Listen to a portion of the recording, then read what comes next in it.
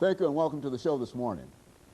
The topic this morning is Brown versus the Board of Education and diversity in public education. And of course we have with us to talk about Brown versus the Board of Education and diversity in public education, Dr. Raymond Richardson. Dr. Raymond Richardson is the chairman of the mathematics department at Tennessee State University, and with Dr. Richardson is Dr. H. Coleman McGinnis.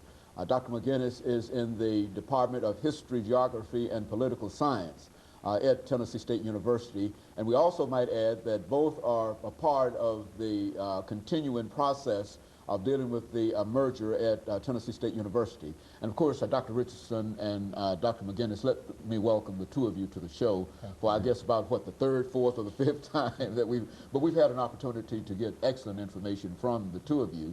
And what we're going to try to do today is to deal specifically with the Brown versus the Board of Education decision, which the two of you know we celebrate the 50th anniversary in May of 2004. And what we'd like to do is to talk about that decision, and we've devoted at least 5 shows to this particular topic, and the two of you have the third show. We've already dealt with Brown versus the Board of Education and the law, and then Brown versus the Board of Education and segregation in public education, and now we would like to deal with the opposite, Brown versus the Board of Education and diversity in public education. But Dr. Richardson, before we start off, let's have you and Dr. McGinnis give us a few words in reference to your background, your education, and that kind of experiences, and then we'll get into a discussion of diversity in public education according to Brown. Well, I did a bachelor's in mathematics at Rush College in Holly Springs, Mississippi, a master's at the University of Atlanta University, further study at the University of Illinois, and then a doctorate at Vanderbilt. And I've been at Tennessee State University on the faculty since 1965. Very good. Dr. McGinnis? Well, I was born in Richmond, Virginia, and I was in the 6th grade when the Brown decision came down. And of course, that was the heart of the Confederacy, and the massive resistance program came out of the Bird machine. And I remember very much that period. My undergraduate degree is from the University of the South at Sewanee, and I have a master's from Tulane and a doctorate from the University of Virginia. And I had been in Nashville. I came to what was then the University of Tennessee at Nashville in 1972, and had been there and then at Tennessee State after the merger in 1979. Dr. Richardson, I think you made a point earlier about the significance of the Brown versus the Board of Education decision in terms of general society and et cetera. Let's start off by having you to talk about it from that perspective. Yeah, the civil rights movement, which actually came out of the Brown decision, changed the country, changed the South. The diversity has been for the South a change from poverty to wealth. The South before the civil rights movement was the laughingstock of the country. It was the poorest section. It had been, up until the Civil War, the richest section of the country. After the Civil War, the South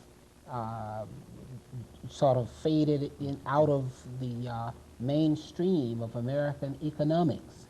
There was absentee ownership of the mineral resources of the South.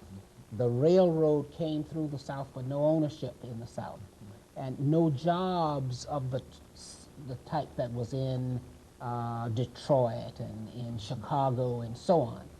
But after the civil rights movement, the South became one of the richest part of the country. It gave up its hold on overt segregation and gained in its stead wealth. So the change in the South has been a direct result of Brown. Very, very good. And of course, Dr. McGinnis, let's have you to give some preliminary statements in reference to your impressions on Brown. Now, we have only half a minute to do this, and we're going to come back after this first commercial break, Dr. McGinnis, and we're sorry. It's really about the culture. It's not that Brown, at least immediately, had that great an impact on the school system and desegregation in that sense, but over time it has been very much responsible for changing the culture in the South. And so you think that Brown is significant as well because it changed the South I think that's in a why I very think that was positive the way. catalyst in bringing about a lot of what Dr. Richardson just talked about.